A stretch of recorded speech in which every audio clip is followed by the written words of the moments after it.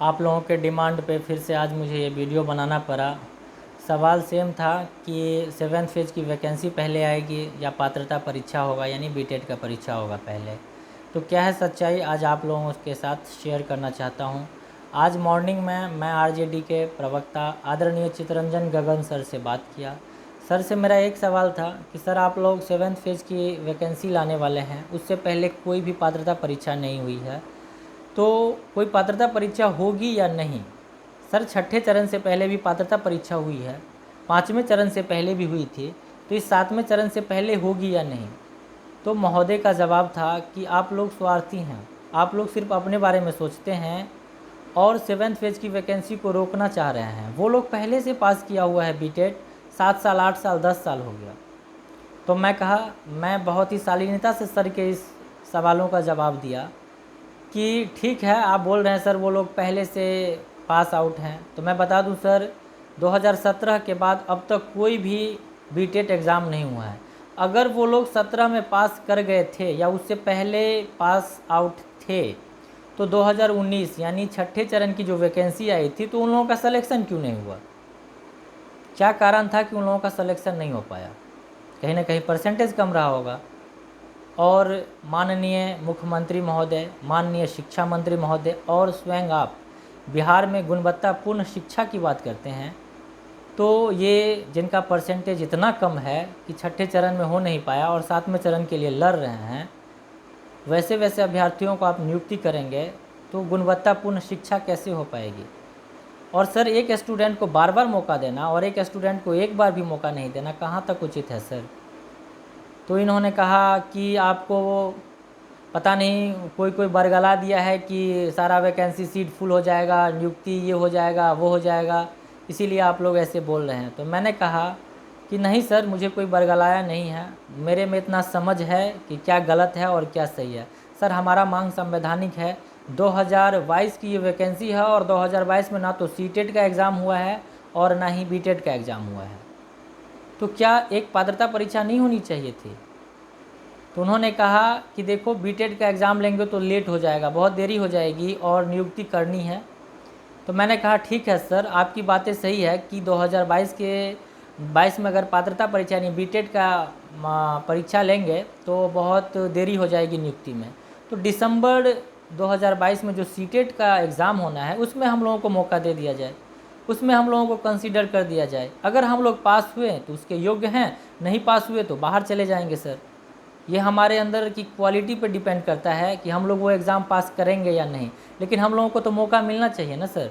एक स्टूडेंट को बार बार मौका मिल रहा है, बार बार मौका मिल रहा है, एक स्टूडेंट को एक बार भी मौका नहीं मिल पा रहा है, तो ये कहाँ तक उचित है।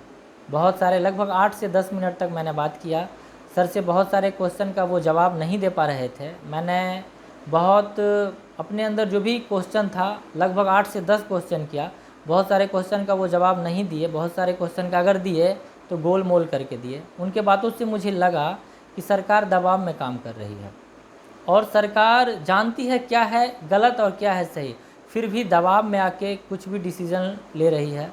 आप लोग देखे होंगे 7th फेज़ की जो आंदोलन हुई थी उसमें कुछ ऐसे मुद्दे थे जो बहुत ज़्यादा हाईलाइटेड हुए थे, नेशनल चैनल पर चला गया था, इसलिए हो सकता है वो लोग दबाव में हो। तो मैं आप लोगों से एक निवेदन करता हूँ कि बीटेट संघ के द्वारा 2 सितंबर 2022 यानी दिन शुक्रवार को गर्दनीबाग पटना में आंदोलन रखा गया है, उसमें ज़्यादा से ज़्यादा संख्या में शामिल हो जाइए ताकि ये मांग पूरा हो सके। अगर जनसंख्या ही देखना चाहेगी सरकार तो 4 से 5 लाख बीटेट की जनसंख्या है, तो क्या वहाँ बताइए 5 लाख की जनसंख्या है, 1% भी हम लगा लें अगर वहाँ चले जाएं तो गर्दनीबाग का हर एक कोना बीटेट से गूंज उठेगा। तो ये हर व्यक्ति का दायित्व है, क्योंकि नौकरी सबको चाहिए।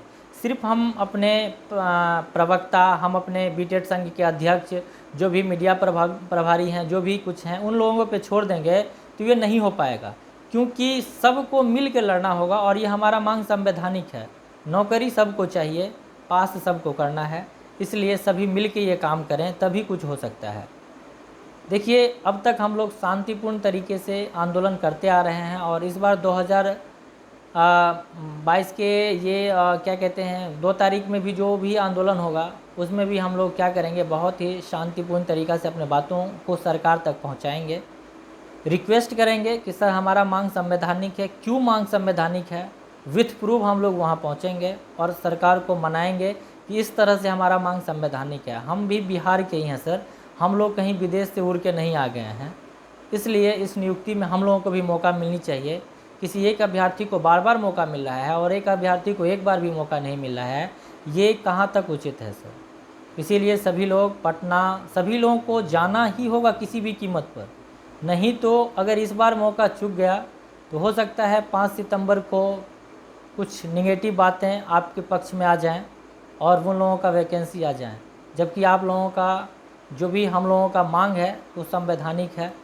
ये कायदे से एक एग्ज़ाम होनी चाहिए थी, क्योंकि मैंने सर को भी कहा था कि सर अगर भूख लगती है तो दोनों हाथों से खाना स्टार्ट कर देते हैं क्या। छठे चरण की बहाली या छठे चरण की नियुक्ति जस्ट हुआ है और अभी आप 7वें चरण की वैकेंसी लाने जा रहे हैं, बिल्कुल गलत बात है सर। एक पात्रता परीक्षा किसी भी कीमत पर आपको करानी चाहिए थी। और मुझे एक बात और समझ में नहीं आया कि किस तरह से जब लोग विपक्ष में होते हैं तो बोलते हैं और जब वो सत्ता में जाते हैं तो किस तरह से बोलते हैं। सारिका पासवान जो कि आरजेडी के प्रवक्ता हैं, वो बीटेड संघ के अध्यक्ष सुधांशु रंजन सर से बात किए, डिबेट में भी कहा कि सरकार को लानी चाहिए, बीटेड होना चाहिए, अब तक नहीं हुआ है, इन लोगों का मांग जायज़ है। आज उनकी सरकार बनी है तो देखिए, शिक्षा मंत्री जो कि विधानसभा सत्र में खुद आवाज़ उठाए थे कि बीटेड का मांग संवैधानिक है, 5 साल से नहीं हुआ है, होनी चाहिए, आज वो शिक्षा मंत्री हैं। क्या उनको इन पे नहीं सोचनी चाहिए?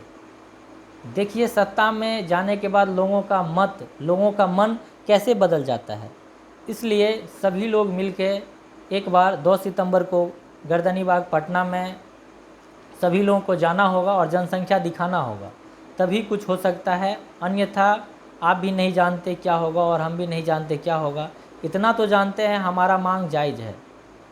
जहाँ भी 2-3 प्रूफ के साथ हम लोग वहाँ पहुँचेंगे क्यों जायज़ है। और सरकार दबाव में लाने जा रही है वैकेंसी, आपको ये बता दें, सरकार की भी मंशा है कि एक बार ये परीक्षा करा दें, लेकिन इतना दबाव में आ गई है तो हम लोगों को भी दबाव देना आता है। हम लोग भी जनसंख्या के साथ पहुँचेंगे और शांतिपूर्ण तरीक़ा से जैसे कि अब तक करते आ रहे हैं वैसे अपने बातों को सरकार तक रखेंगे, तभी कुछ हो सकता है। अन्यथा हमें कुछ दिखाई नहीं दे रहा है कि आगे ये लोग क्या करेंगे, क्योंकि विपक्ष में होते हैं तो बहुत आवाज़ उठाते हैं, ये होनी चाहिए, वो होनी चाहिए। जब वो सत्ता में चले जाते हैं तो जो भी हो रहा है आप लोग भी देख पा रहे होंगे।